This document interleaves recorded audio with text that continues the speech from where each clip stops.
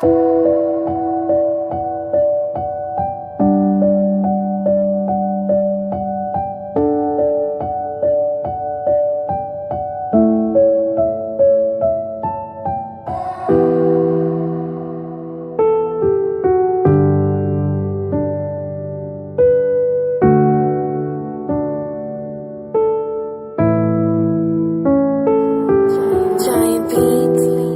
peuple de Dieu, j'espère que vous allez bien par la grâce de notre Seigneur Jésus-Christ.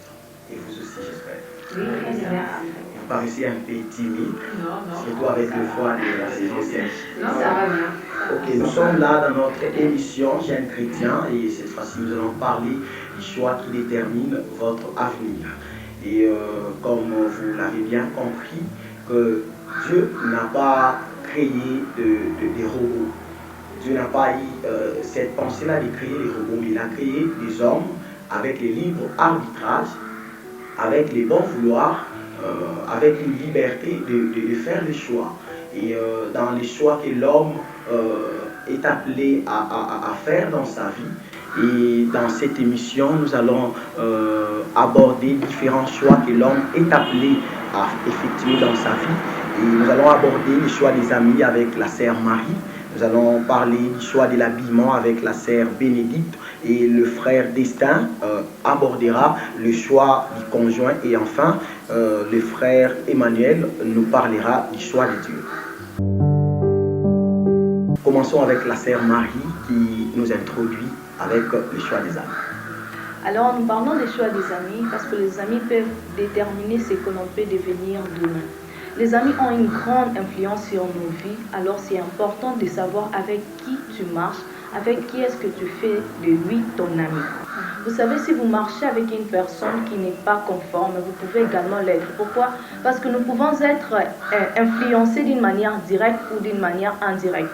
Très souvent, nous disons que non, bon, puisque lui, il a sa vie et moi, j'ai la mienne, alors je ne serai pas influencé. Mais on peut aussi être influencé d'une manière indirecte. Il y a des choses que, puisque je suis plus avec une personne, même sans vouloir le faire, mais je commence à les faire. Moi-même, je me demande, ça, je n'avais pas l'habitude de faire ceci, mais comment est-ce que je commence à les faire? Donc, c'est parce qu'on est en train de marcher avec une personne qu'il ne fallait pas. Plusieurs personnes ont détruit leur vie à cause de mauvaises compagnies. Il y a même un adage qui dit que dis-moi qui tu fréquentes et je te dirai qui tu es. C'est-à-dire, si tu marches avec une personne qui est prostituée, par exemple, certainement on te traitera de la même manière. Alors il est très important de savoir avec qui est-ce qu'on marche, avec qui est-ce qu'on fait de lui son ami. C'est très très important. Pourquoi? Parce qu'un ami, c'est celui qui te conseille, c'est celui avec qui tu donnes tes intimités. Alors s'il n'est pas dans le droit chemin, qu'est-ce qu'il te dira? Et ce qu'il te dira, très souvent, c'est ce qu'on fait. Les conseils de nos amis, on l'écoute facilement. Pourquoi? Parce qu'on est tout le temps avec eux.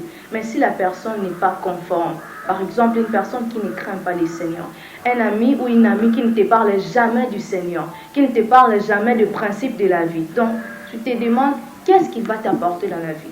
Alors, c'est vraiment important de savoir qui est-ce qu'on fait de lui un ami pour savoir demain je serai qui.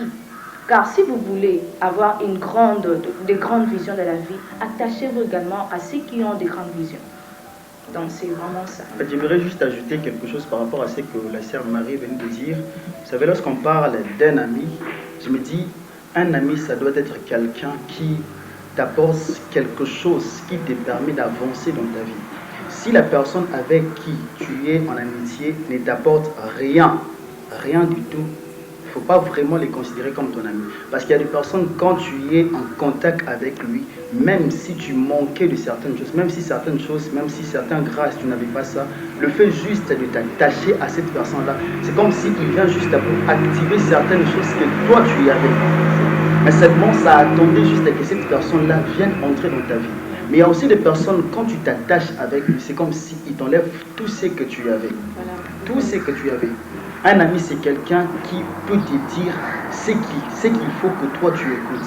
Si tu n'as pas une personne qui te dit ce que tu dois écouter, il faut d'abord réfléchir si cette personne-là, tu dois vraiment les considérer comme un ami. Parce qu'il y a certaines personnes, on considère juste comme des amis parce qu'on mange avec eux, parce qu'on étudie avec eux, peut-être parce qu'on prie avec la personne. Un ami, c'est quelqu'un qui même quand tout le monde t'abandonne, même quand tout le monde en perd de toi, de te dire certaines choses en face, c'est cette personne-là qui vient te dire que tu vois, par rapport à ça, tu as mal agi. Un ami, c'est quelqu'un qui a la capacité de te dire que non, tu vois, ici, tu dois faire ça, ici, tu ne peux pas faire ça. Quelqu'un qui accepte que tu te fâches contre lui, mais pour ton bien. C'est ça un ami. C'est ça un ami. Quand vous vivez en symbiose, donc vous bénéficiez de l'autre et l'autre aussi bénéficie de vous. Parce que dans une relation, quand vous ne bénéficiez rien de cette personne, moi je l'ai toujours dit, on arrête la relation. Peu importe le genre ou soit le nom de cette relation, il faudrait que dans une relation, surtout dans une relation d'amitié, il faudrait que vous bénéficiez de l'autre et que l'autre aussi bénéficie de vous. Donc, raison pour laquelle vous devez faire les bons choix pour que vous puissiez bénéficier de ce que l'autre peut vous apporter. Donc, c'est vraiment important. Dit-on, ce qui s'assemble se ressemble. Et aussi, il faut comprendre en ce qui concerne l'amitié, que tous ceux avec qui nous nous assemblons, ils laissent leur empreinte, une partie de leur personnalité en nous. Donc, c'est sous cette ambiance que nous allons passer dans le choix de l'habillement, bien sûr, avec la sœur Bénédicte. Exactement, je vais parler du choix de l'habillement qui est très important pour les enfants de Dieu, nous, étant que chrétiens. Pour moi, j'ai défini l'habillement comme le fait de se couvrir de quelque chose. L'habillement détermine le comportement d'une personne. L'habillement montre l'image d'une personne.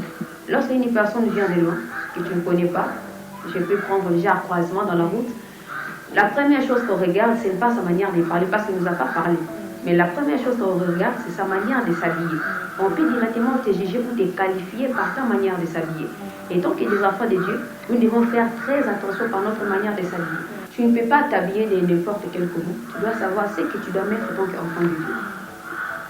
Toi, tu dis tu es chrétien ou tu es chrétienne. Mais lorsqu'une personne te voit, quelle image il donne de toi? Il dit quoi de toi? C'est quelque chose de très important. Parce que moi, ma conviction vient d'une personne, de sa manière simplement de s'habiller. Lorsque j'ai regardé une amie, sa manière de s'habiller, je me disais, mais comment une jeune fille comme elle peut s'habiller de la sorte? Je me disais, je ne peux pas faire ça. Je suis trop jeune, je dois être à la mode, je dois faire telle chose. Mais je me disais, qu'est-ce qui pousse cette fille à s'habiller de cette manière? Et une fois, je lui ai demandé, elle a dit qu'elle était chrétienne. Je n'ai même pas demandé à elle, mais à ses amis. On m'a dit qu'elle était une fille qui prie beaucoup. J'ai dit, j'aimerais être comme cette fille. Alors, pour être comme elle, comment je dois faire? C'est que je dois changer un peu, c'était mon accoutrement. Parce que je ne veux pas partir quelque chose avec une personne qui s'habille décemment et puis moi, je m'habille bizarrement. Et puis ensuite, je dirais que je suis chrétienne. Je ne le suis pas. On doit connaître à moi cette chrétienté lorsque je m'habille comme telle. Est-ce que lorsque nous, chrétiens, qu'on s'habille, est-ce qu'on reflète Christ ou bien on se reflète nous-mêmes? C'est très important. Je prends l'exemple. Pourquoi tu es habillé comme un fou? Marc est habillé comme un voyou. Par ton habillement, on peut te juger, je viens de le dire. Par ton habillement, on peut te qualifier.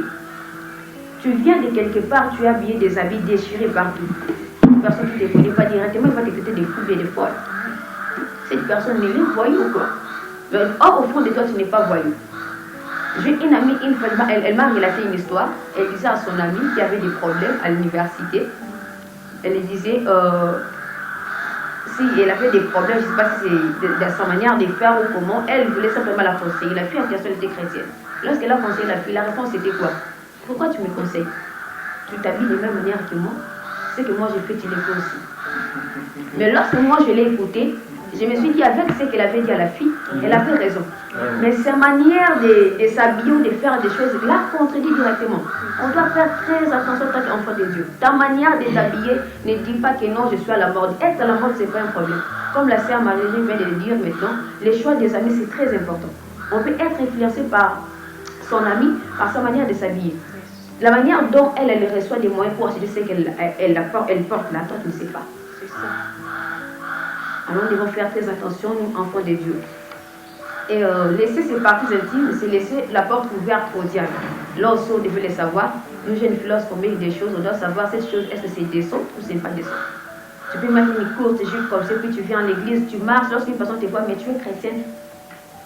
Lorsqu'elle voit ça en toi, elle ne trouve rien du tout. Et même ça distrait plusieurs personnes. Et puis, ça arrive, ces genres de personnes sont tout le temps devant. Et puis, tu ne sais même pas comment, de quelle manière te mettre. Elles sont d'ailleurs les premières à aller s'aimer l'argent des offrandes. Et puis, elles attirent l'attention. Et ce genre de choses, lorsque vous faites ça, vous êtes en train d'attirer les diables aussi. Votre partie intime, on n'a pas besoin de voir ça. Gardez ça pour vous, gardez ça pour votre mari, gardez ça pour votre épouse. On n'a pas besoin de voir ça. Le diable a la facilité d'injecter des mauvaises choses dans votre vie, l'esprit de l'impudicité dans votre vie. Pourquoi? Par votre manière de s'habiller. Et en tant qu'enfant de Dieu, nous devons faire très très attention avec ça. Voilà. Vraiment, très important. Et une des particularités, s'il faut faire un témoignage, nous ne sommes pas dans mon témoignage. C'est ça. Une des particularités de mon adolescence, si je me souviens bien, c'est que je n'aimais jamais me conformer à la mode. Tout ce qui était à la mode, bien sûr les habits, à la mode, je n'aimais jamais. Il suffisait simplement que je me rende compte que c'est ce que tous les garçons, tout le monde voulait avoir, ou bien tout le monde achetait au marché. C'était une raison pour moi de dire non, ne m'achetez pas ça, je veux une autre chose. Et aujourd'hui, on peut se rendre compte de comment est-ce que nos sœurs, comment est-ce que nos amis à l'école, au quartier et autres s'habillent comme si les diables étaient devenus couturiers. C'est le meilleur C'est comme couturier. celui qui dira qu'auparavant, c'est Dieu qui était le couturier, aujourd'hui c'est le diable. Qui est couturier. Donc on change de camp. Oui. Les couturiers, ce sont maintenant des démons, les couturiers, ce sont maintenant les diables. Parce que ça bat son plein, hein, ça bat son plein et ça fait vraiment de bas la chose qui cadre avec la coutume. Raison pour laquelle, étant qu'enfants de Dieu, nous devons montrer de l'exemple. Parce que la Bible dit qu'on donne ce qu'on a. Et vous ne devez pas seulement donner ce que vous avez en parlant, comme vous venez de le dire là. Juste l'habillement déjà, c'est un langage. L'habillement, c'est déjà un langage. Le fait seulement de se comporter, que ce soit à l'université, que ce soit où, je ne sais pas, mais c'est déjà un langage qui montre que tu es un enfant de Dieu. Tu n'as même pas parlé de Jésus. Mais ta façon d'être, ta façon de s'habiller, ta façon de marcher, ta façon de faire les choses peut refléter réellement que tu es enfant de Dieu. Bien-aimés, notre manière de nous habiller peut vraiment refléter si nous sommes enfants de Dieu. Plusieurs de ceux qui s'habillent d'une manière très mauvaise pensent attirer des hommes si c'est une fille et des filles si c'est un garçon. Et je pense qu'un produit qui coûte cher ne s'expose pas partout.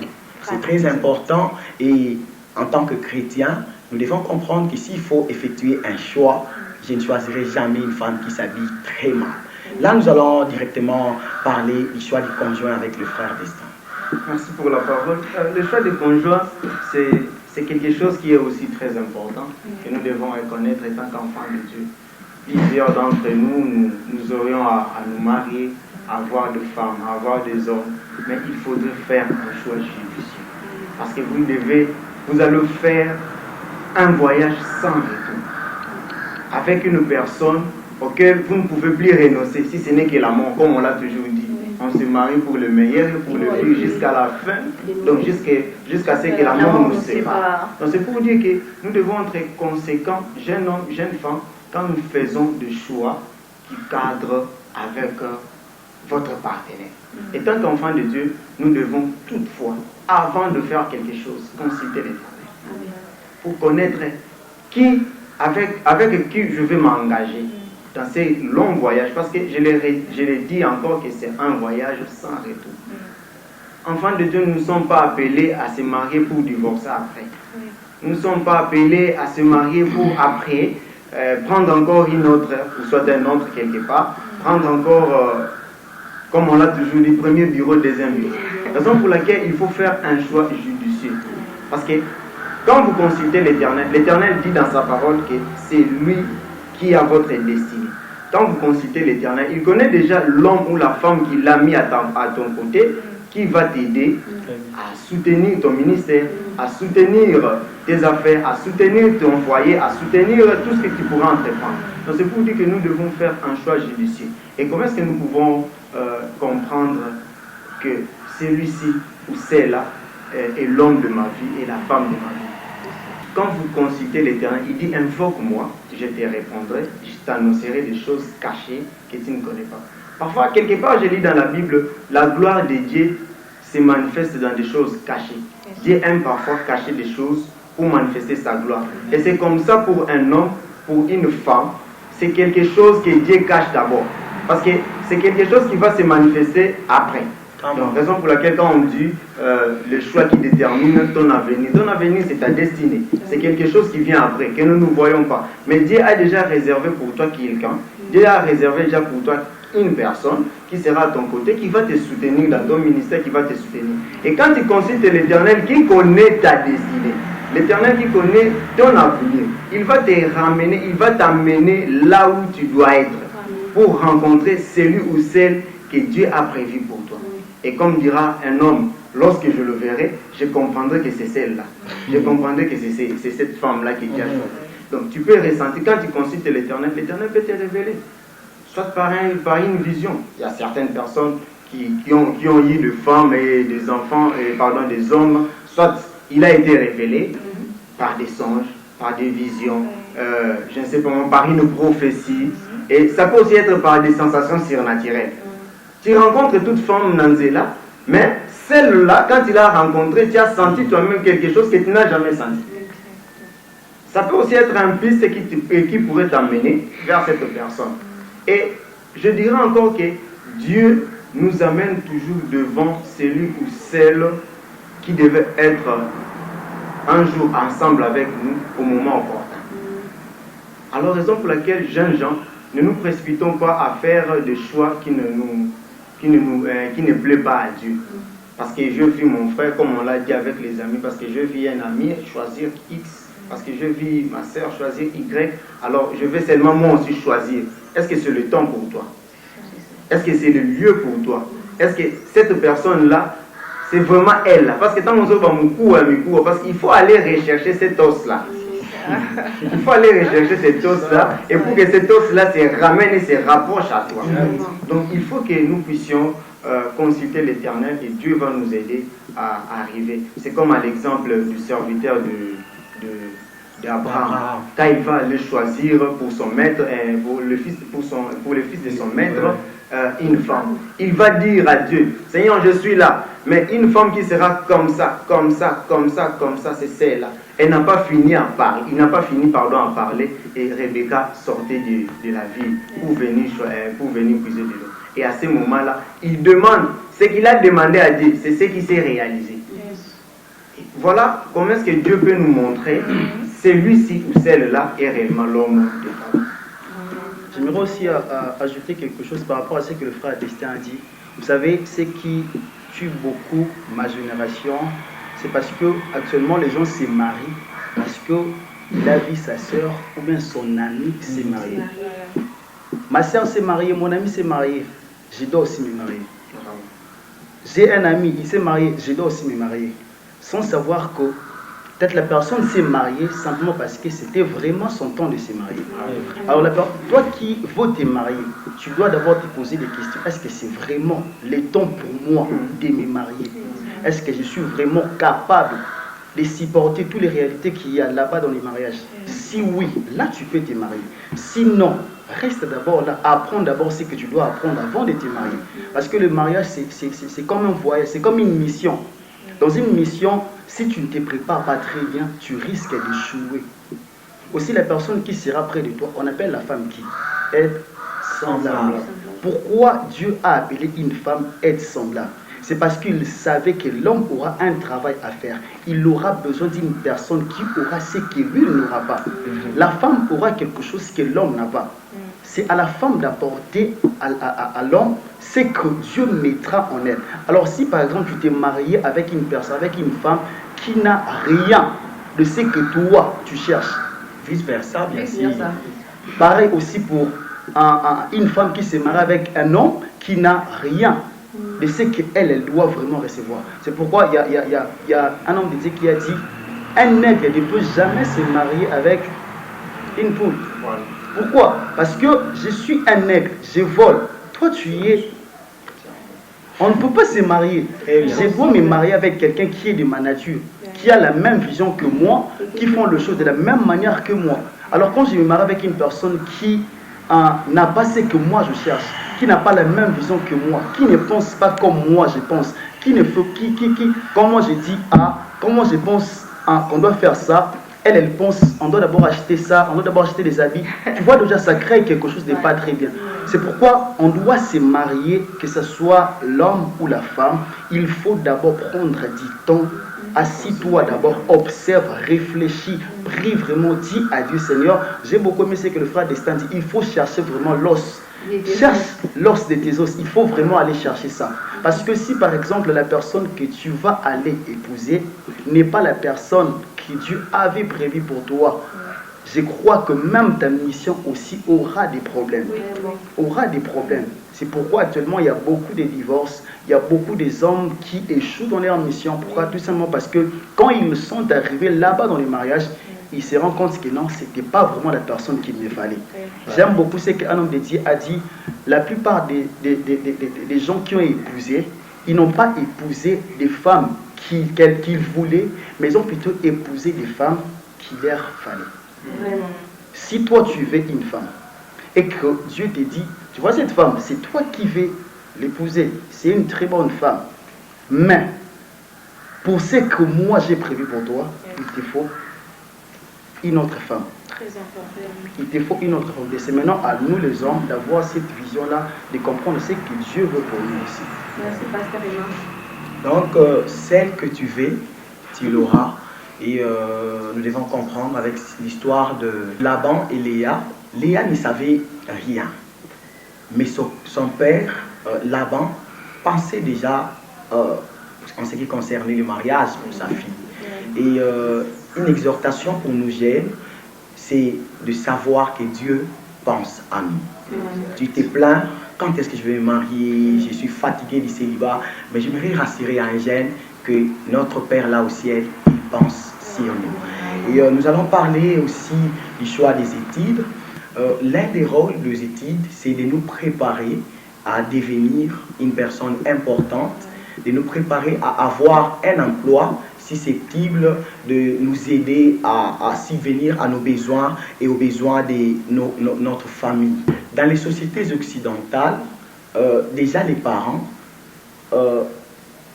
observent leurs enfants dès les bas âges et ils savent déterminer quelle orientation donner à cet enfant-là. Malheureusement, ici chez nous, en Afrique en général, nous nous rendons compte qu'il y a des ceux qui sont bourrés de capacités en ce qui concerne la couture, la menuiserie. Mais malheureusement, ils se retrouvent à l'université en train de faire, je ne sais moi, l'économie. Par imposition. Par imposition. Moi-même, j'en étais victime. Moi, je voulais faire la pédagogie, soit les latins philo. Mais malheureusement, on me dira, tu deviendras professeur, tenant des crés avec un salaire maigre.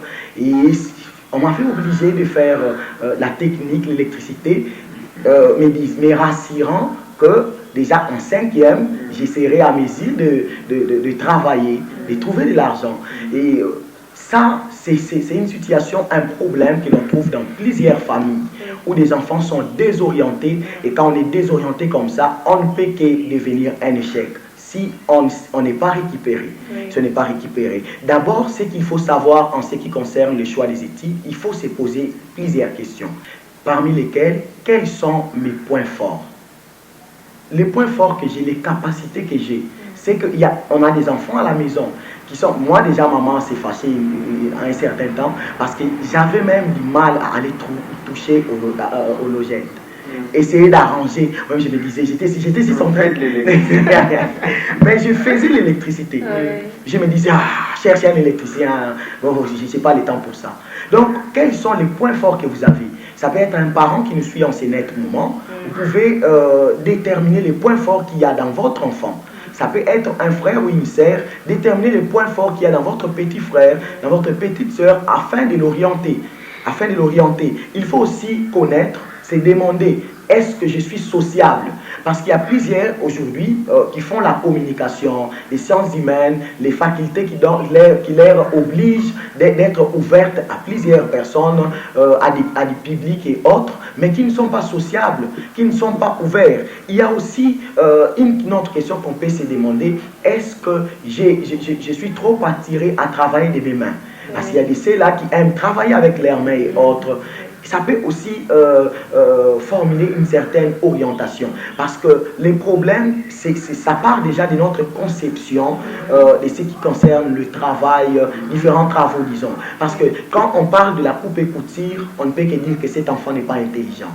Quand on parle, là c'est dans notre société, quand on parle de la menuiserie, on ne peut que dire que cet enfant n'est pas intelligent. Quand on retrouve que notre enfant ne réussit pas à l'école, on l'envoie directement à la mécanique, dans un garage pour aller apprendre un métier. Alors que nous pouvons travailler cet enfant-là et déterminer quelle orientation lui donner. Aussi en ce qui concerne les facultés et autres, on peut se demander quelles études faire pour atteindre mes objectifs. Je vais être avocat, directement je dois faire les droits. Je vais être médecin, je dois faire la médecine. Je vais être journaliste, je dois faire les sciences et l'information et la communication. Je vais être pasteur, je dois faire la théologie. Donc, n'allez pas à Dumbi pour vouloir atteindre les centres-villes. Vous allez vous perdre pour rien. Aussi, il faut se demander quelle possibilité de trouver le travail dans mon milieu de vie. Par exemple, à Boma, nous sommes dans une ville maritime. Il y a les ports et autres. Vous pouvez facilement vous trouver du métier quand vous faites les histoires concernant ces métiers-là. Par exemple, si vous venez faire les gaz, les pétroles et autres à Boma, ça risque d'être compliqué. Là, vous serez obligé de vous déplacer pour aller trouver du travail ailleurs. Pourquoi? Parce qu'à Boma, il n'y a pas assez d'entreprises susceptibles de vous aider à émerger. Donc, nous devons comprendre que ton objectif est d'achever tes études avec des connaissances capable de t'aider à devenir une personne importante. Vraiment, je voudrais ajouter quelque chose là-dessus, mais j'aimerais vraiment parler aux parents. Souvent, nos parents, qu'est-ce qu'ils font? Là où il a échoué et ils veulent que leurs enfants puissent l'être. Un parent qui, par exemple, voudrait devenir un médecin, commence avec la médecine et il échoue quelque part, par exemple, par manque de frais et tout, et se dit, ah, nga comme awana katani, moi nana ngai à cause de la médecine. Et Dieu lui donne un enfant qui a, par exemple, une vocation sur la menuiserie et tout. L'enfant commence déjà à créer des histoires dès le bas âge. Mais le parent va l'imposer à faire la médecine. Et quand il va faire la médecine en question, il ne se retrouve même pas. Des fois, on peut dire, oui, c'est un mal nécessaire, il peut quand même apprendre. Mais il ne se donne pas. Pourtant, on doit faire quelque chose avec la passion, avec l'amour. Pourquoi? Parce qu'on aime ça. Mais si on nous impose, par exemple, j'ai une amie, en tout cas, elle a de mains pour maquiller. Mais bizarrement, elle fait la médecine. Et si tu touches son téléphone, il n'y a rien de la médecine, je vous assure. Il n'y a que de make-up et make-up. La médecine esthétique, avec cette imagine, une fois que je vais à la maison, mes parents me disent, ah, il y a mon oncle qui m'a envoyé les... C'est quoi les prix? Les tensiomètres, c'est ça, les tensiomètres.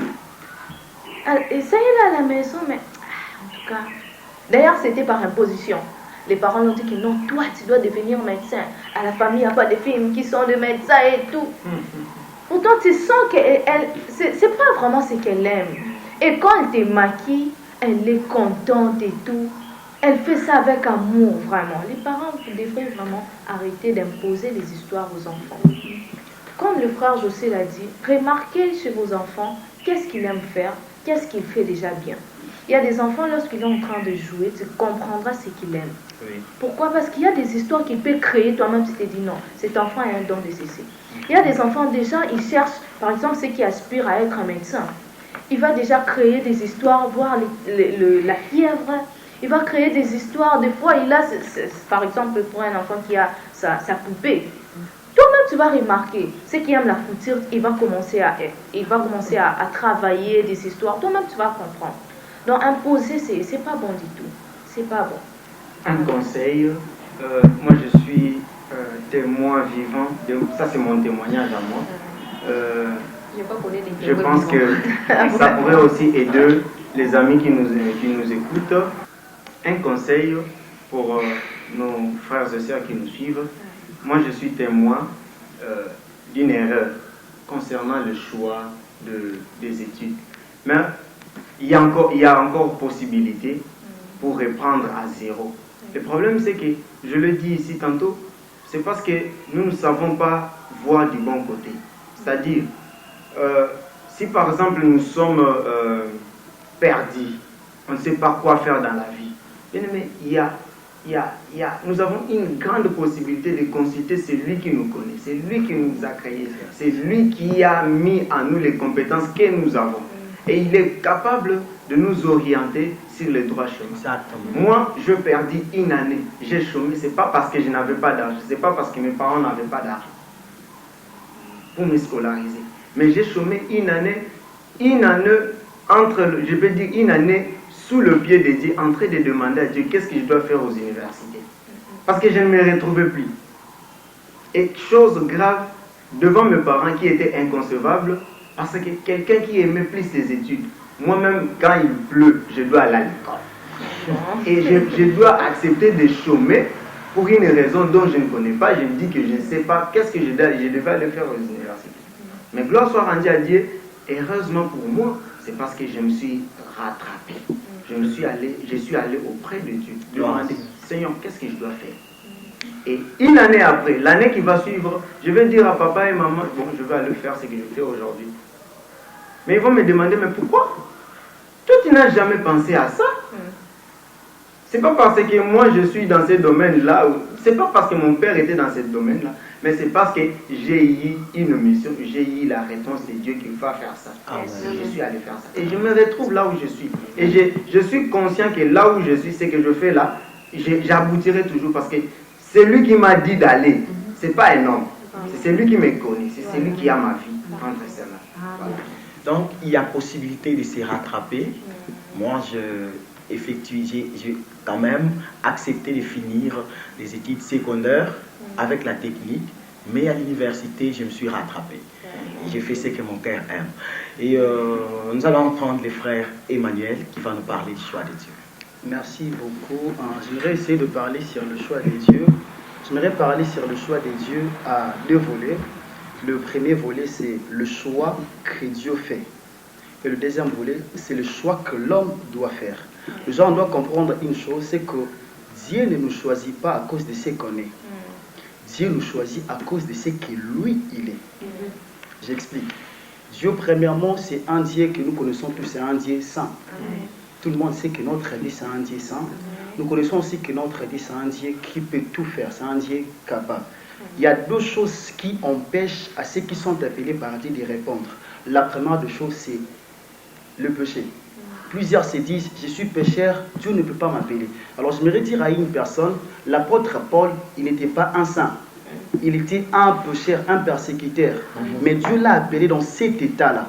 Pourquoi Dieu n'avait pas attendu qu'il se convertisse d'abord, après qu'il l'appelle? Dieu l'a pris comme il était. Parce que quand Dieu t'appelle, si tu es pécheur, il te prend, il t'amène vers lui.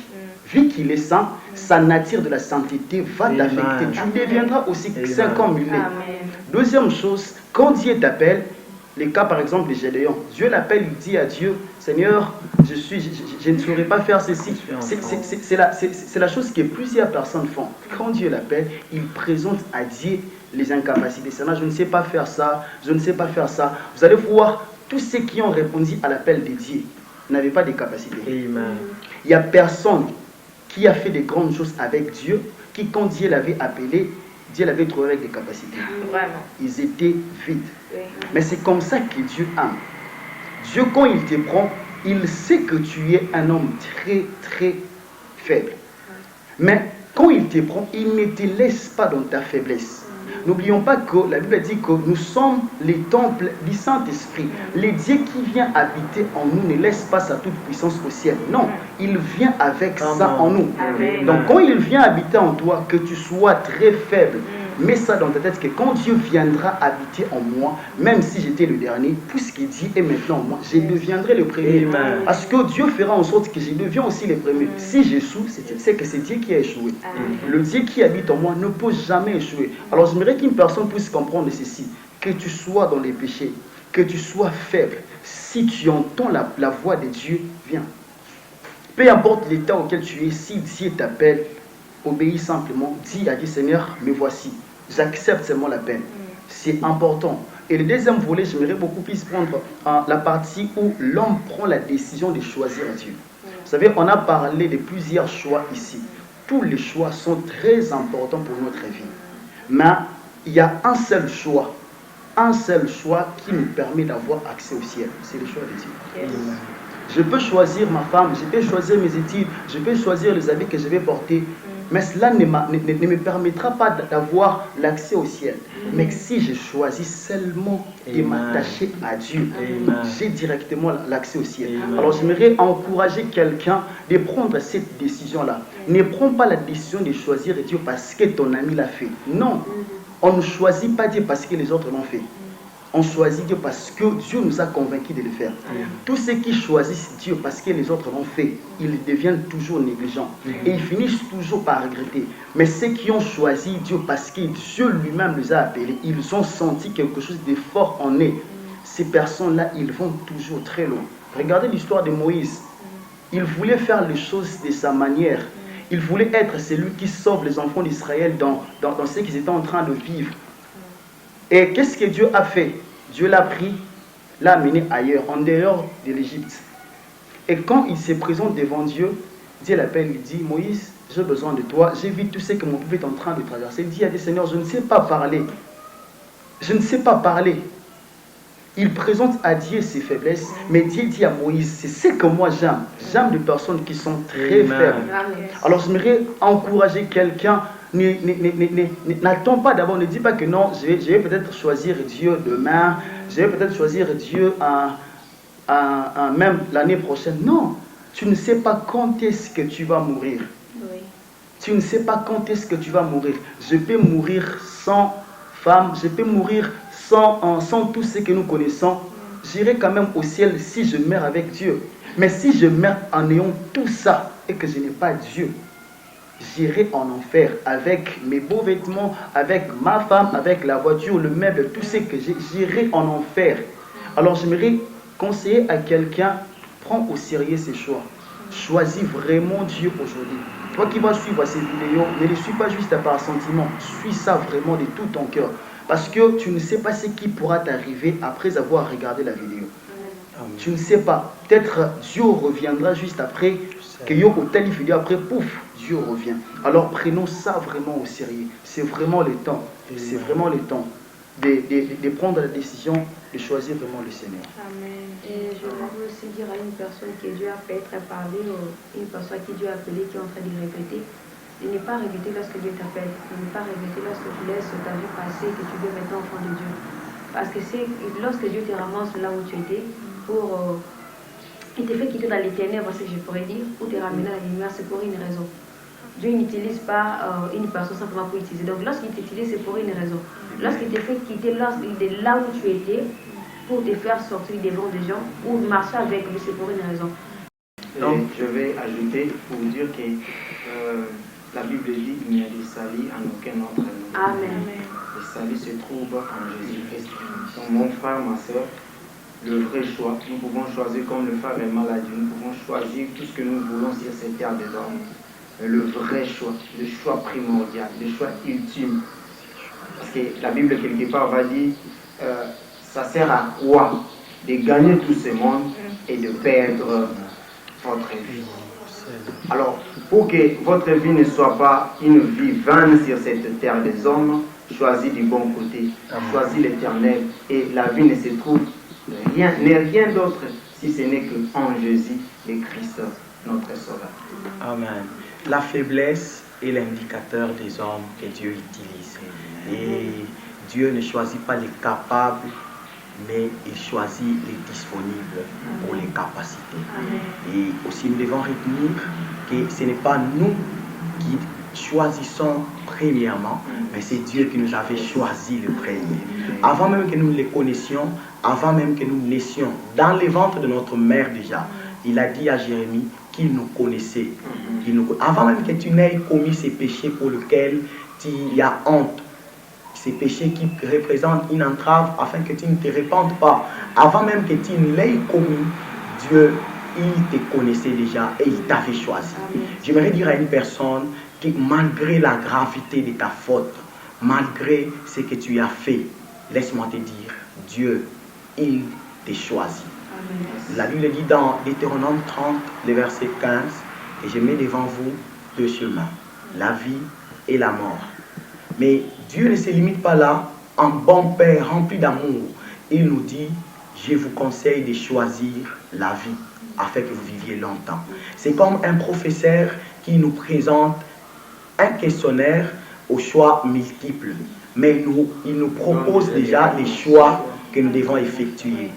Bien-aimés, il y a possibilité de changer et de se donner au Seigneur. C'est par ici que nous arrivons à la téléphase de notre émission, le jeune chrétien. Mais avant de vous quitter, des questions qui peuvent vous aider à réfléchir, à travailler et à prier le Seigneur juste après avoir lu cette vidéo. Et ces questions-là sont, quels sont les choix que vous faites dans votre vie? Et deuxièmement, quels sont les critères par lesquels vous effectuez ces choix-là? Et nous pensons que cette émission vous a béni par la grâce du Seigneur Jésus-Christ. Merci à l'équipe. Merci aux frères et sœurs. Aussi merci à l'équipe technique par les prouesses desquelles nous sommes parvenus vers vous. Que Dieu vous bénisse.